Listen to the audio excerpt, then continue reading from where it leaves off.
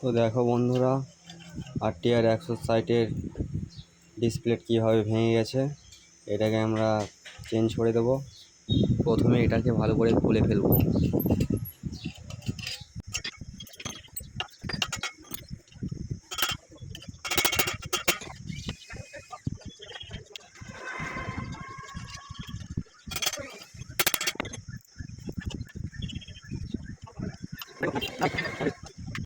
তো ফাইনালি খোলা হয়ে গেছে আর নতুন ডিসপ্লেও চলে এসছে।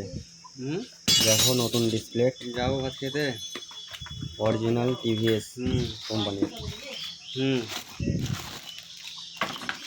এবার এটাকে লাগিয়ে নেব। মোটরসাইকেলটা কালখানি সার্ভিসিং করতে দেয়। বুঝলাম। কালকে কাল কি বার?